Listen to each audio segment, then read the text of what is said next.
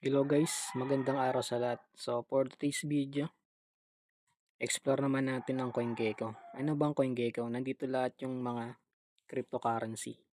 Dito nakalista lahat yung mga trusted cryptocurrency. So paano ba gamitin to? So halimbawa gusto mong i-trace yung mga holding mong crypto, kung ano na yung price niya, pataas na ba or pababa. Dito mo titingnan sa CoinGecko. So halimbawa Bitcoin, nandito na top 1. I-click mo lang or tap. So, makikita mo ng details ni Bitcoin kung anong nangyayari, kung pataas na ba or bumababa siya.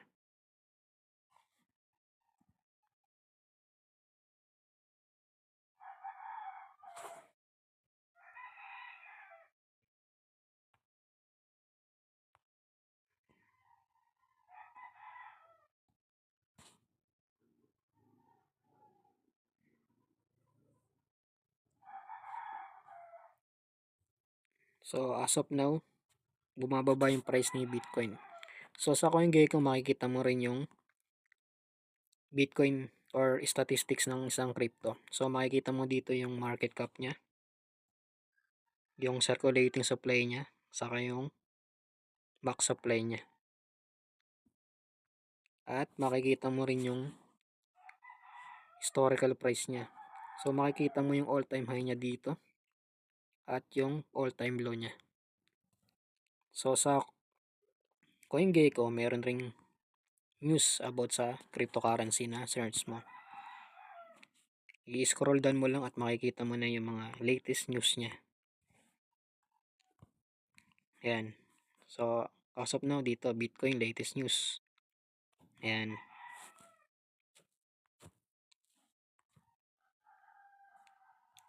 Sa CoinGecko, makikita mo rin kung ano-anong mga crypto exchanges nakalisted yung isang crypto. Halimbawa, ito si Bitcoin.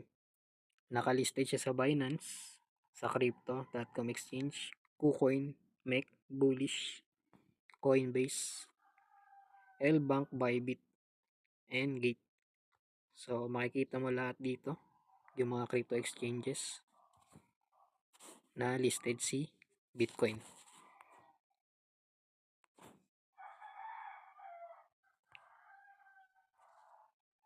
So, kung magsa-search ka naman ng other cryptocurrency, pupunta ka lang sa search bar, limbawa,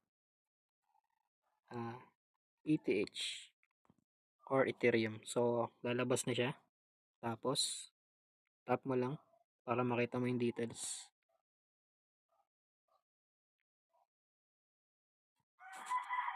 So, ayan. As of now, pababa rin yung price ni Ethereum. So, same rin yung interface niya kay Bitcoin. Meron din siyang market cap, total supply, saka max supply. And meron din siyang historical price. Ayan.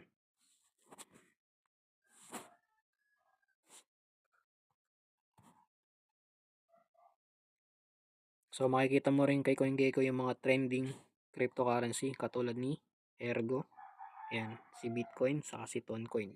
Yung top gainers naman, nandito rin yung mga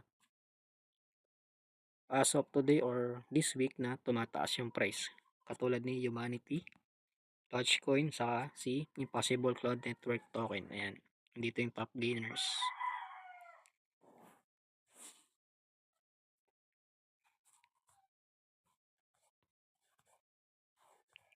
So, dito, nandito yung top 100 cryptocurrency. Ayan.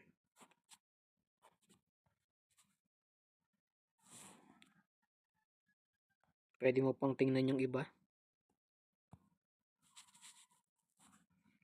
Ayan, 101. So, ganyan lang paggamit kay CoinGecko. Search mo lang yung mga listed mong crypto at titingnan mo yung price niya. Nandito lahat yung latest update price ng bawat cryptocurrency kay CoinGecko. So, yan lang muna sa ngayon. Ingat palagi and God bless sa inyong lahat.